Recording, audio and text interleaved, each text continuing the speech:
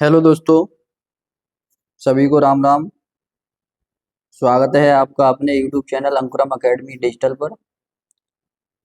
तो आज हम बहुत ही रोमांचक और जानदार वीडियो देखने वाले हैं। जो हमारा टॉपिक है आज का, वो बहुत ही इंटरेस्टिंग टॉपिक है, बायोलॉजी का टॉपिक है।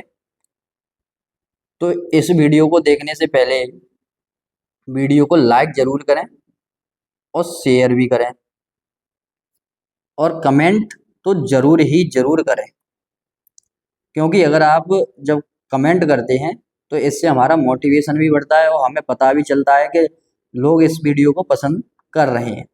तो दोबारा से ऐसी ही वीडियो बनाने का मन भी करता है। अगर आप कमेंट ना करें, लाइक ना करें, शेयर ना करें तो फिर मोटिवेशन डाउन होता है।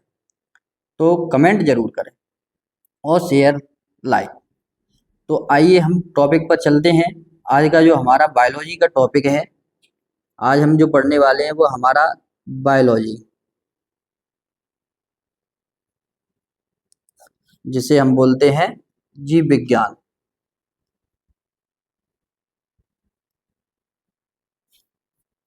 बायोलॉजी का टॉपिक है जीव विज्ञान।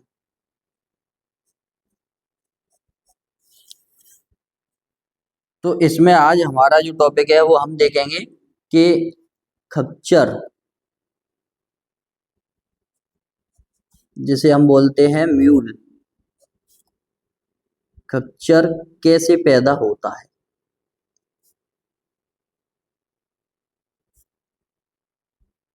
खच्चर कैसे पैदा होता है, या खच्चर का निर्माण कैसे होता है, या खच्चर कैसे बनता है। खच्चर आसपास हमारे क्षेत्र में देखने को तो मिल ही जाता है, लेकिन हमें ये नहीं पता कि खच्चर बनता कैसे है, कैसे पैदा होता है। तो इसके बारे में आज हम जानेंगे, ये बायोलॉजी का टॉपिक है। तो खच्चर का जो निर्माण होता है वो होता है संकरण के द्वारा। संकरण, जिसे इंग्लिश में बोलते हैं हाइब्रिडाइजेशन।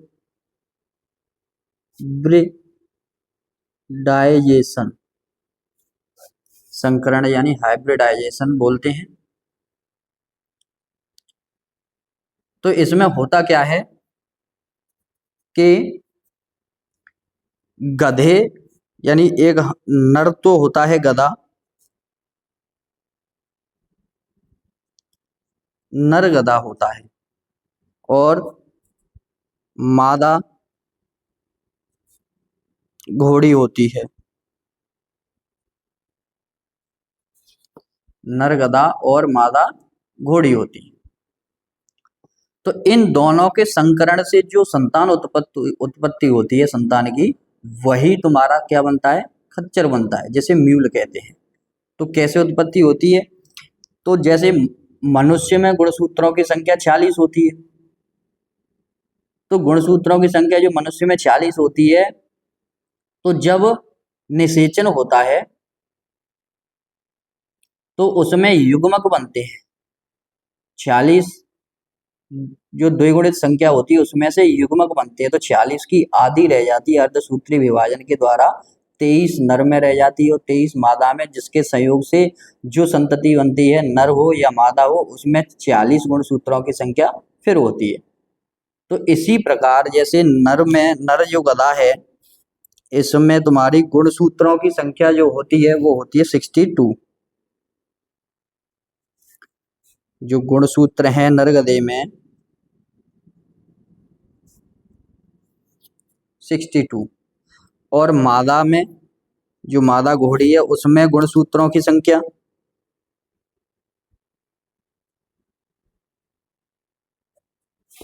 गुणसूत्रों की जो संख्या है वो होती है हमारी 64। यानी नर गधे में 62 होती है और मादा घोड़ी में होती है 64। तो अब होता क्या है कि ये जो गुणसूत्रों की संख्या है ये द्विगुणित है। द्विगुणित है, या इसको हम 2n लिख देते हैं। और इधर भी जो संख्या है वो भी गुणसूत्रों की संख्या क्या है, द्विगुणित है। अब हमें जो गुणसूत्रों की संख्या चाहिए अगली संतान उत्पत्ति करने के लिए, तो वो चाहिए हमें अगुणित। तो इनमें क्या होता है, अर्धसूत्री विभाजन होता है।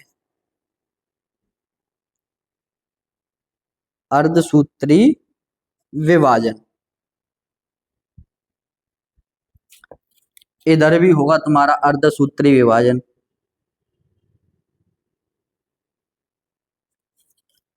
अर्धसूत्री विभाजन इधर भी होता है।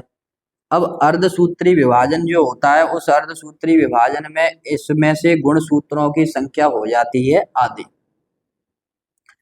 तो जब इसमें से गुणसूत्रों की संख्या आधी होगी अर्धसूत्री विभाजन के दौरान, तो 62 की आधी कितनी रह जाएगी तुम्हारी, 31।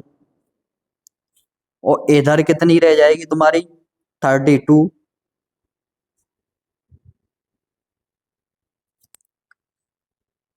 अब ये जो संख्या है, ये गुणसूत्रों की संख्या हो गई अगुणित, यानी अब ये n हो गई। ये कौन सी संख्या हो गई, गुणसूत्रों की अगुणित संख्या बन गई, जिसे हम n से प्रदर्शित करते हैं एक तरीके से। अब ये नर युग्मक हो गया। क्या हो गया, जो अगुणित गुणसूत्रों की संख्या है वो नर युग्मक बन गया ये। और इधर घोड़ी का बन गया तुम्हारा युग्मक।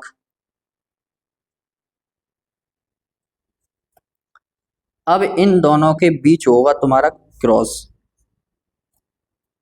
या जिसे हम बोलते हैं संकरण। क्रॉस हुआ, तो क्रॉस होने के बाद ये गुणसूत्रों की संख्या आपस में जुड़ जाएगी। तो 31 और 32 यानी 63। अब ये 63 जो संख्या हुई, ये पाई जाती है तुम्हारी किसमें, खच्चर में। यानी इनके संयोग से या संकरण से जो तुम्हारी संतान उत्पन्न हुई वो बनी तुम्हारी खच्चर। अब इसमें गुणसूत्रों की संख्या 63 होने के कारण ये जो खच्चर जो संतति उत्पन्न हुई, इसमें जनन करने की क्षमता नहीं होती, ये जनन नहीं कर सकता। क्योंकि हम जब भी निषेचन करते हैं तो हमारे गुणसूत्रों की संख्या आधी होती है, युग्मक बनते हैं। अब इसमें से हम गुणसूत्रों की संख्या आधी करें तो युग्मक नहीं बन पाएगा, और जब सफल युग्मक नहीं बनेगा तो निषेचन में सफल भ्रूण नहीं बनेगा, भ्रूण नहीं बनेगा तो शिशु नहीं बनेगा, और फिर संतति बन नहीं सकती। तो ये जो खच्चर होते हैं, ये खच्चर जो बना, ये मादा भी हो सकता है संतति में और नर भी हो सकता है। तो इस तरीके से गधे और घोड़े के संकरण से, गधे और घोड़ी, नर गधा और मादा घोड़ी के संकरण से, यानी इनके संयोग से जो संतान उत्पन्न होती है वो होती है तुम्हारी खच्चर। अब ये बनती कैसे है, क्योंकि नर गधे में गुणसूत्रों की संख्या 62 होती है, मादा घोड़ी में 64 होती है। जब इनका युग्मक बनता है तो इसकी संख्या आधी हो जाती है, 31 इधर बन जाती है 32। जब इनके गुणसूत्र जोड़ते हैं आपस में तो बनते हैं 63। अब इसमें से गुणसूत्रों की संख्या आधी हो नहीं सकती। जब गुणसूत्रों की संख्या आधी नहीं होगी तो ये फिर जनन नहीं कर पाएगा, अर्थात ये कैसा रहता है, बांझ रहता है। अब इसके विपरीत एक और कंडीशन आती है। जैसे ऊपर तो हमने लिया कि नर गधा और मादा घोड़ी। अब इसके विपरीत अगर हम लें कि नर तो हमने ले लिया घोड़ा, नर घोड़ा है और मादा गधा है, तो इनके संकरण से क्या बनेगा, तो वही नर घोड़े, यानी घोड़ों में जो गुणसूत्रों की संख्या कितनी होती है तुम्हारी,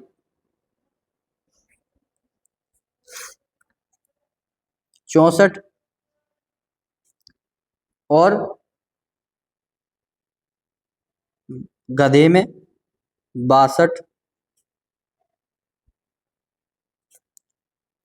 गुणसूत्र, और इधर 64 गुणसूत्र। संख्या आधी आधी होगी, यानी ये अभी कैसी है, द्विगुणित है, ये भी कैसी है, द्विगुणित है। जब इनमें से युग्मक बनेंगे तो युग्मक में गुणसूत्रों की संख्या आधी हो जाएगी, तो इधर जो गुणसूत्रों की संख्या बचेगी वो कितनी होगी, 32। और इधर जो गुणसूत्रों की संख्या बनेगी युग्मक बनते समय वो बनेगी तुम्हारी 31। युग्मक बन गया भाई। अब यहां पर जब क्रॉस होगा तो इस क्रॉस के दौरान यहां पर अब क्या है, नर घोड़ा है और मादा कैसी है, गधा है। तो अब इन दोनों के सहयोग से जो संतान बनेगी, जो संतति बनेगी, वो हमारी बनेगी संतति, जिसे हम बोलते हैं हिन्नी। इनके दोनों के सहयोग से जो संतान बनती है या जो संतति बनती है उसे हम बोलते हैं हिन्नी। ये भी कैसे बनती है, संकरण के द्वारा। संकरण का मतलब ही क्या होता है, मिश्रित।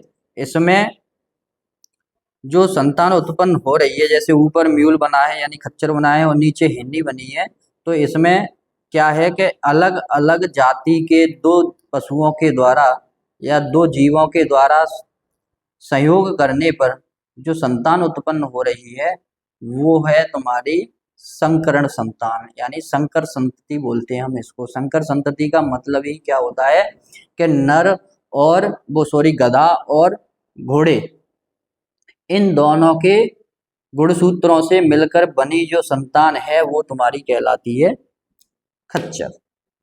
खच्चर की जो अगर लंबाई की हम बात करें, खच्चर कितना लंबा होता है यानी ऊंचा, जो ऊंचाई की अगर बात करें तो एक पॉइंट और लिख देता हूं मैं, खच्चर की जो ऊंचाई है, खच्चर की ऊंचाई 50 से 70 इंच।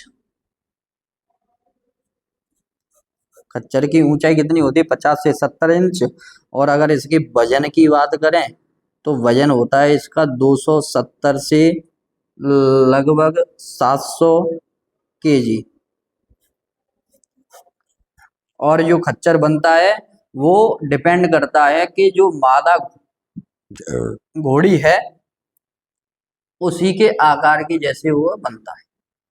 जैसे इस प्रकार जिस आकार की मादा घोड़ी होगी उसी के आकार की उसकी ऊंचाई होगी। और ये गधे से थोड़ा बुद्धिमान होता है, मजबूत होता है और घोड़े से ज्यादा इसकी जीवन काल भी होता है। तो इस तरीके से एक म्यूल का निर्माण होता है या एक म्यूल बनता है। तो ये था हमारा बायोलॉजी का टॉपिक। मुझे उम्मीद है आपको बहुत अच्छा लगा होगा, पसंद भी आया होगा। तो इसको आप शेयर जरूर करें, लाइक भी करें और कमेंट जरूर करें।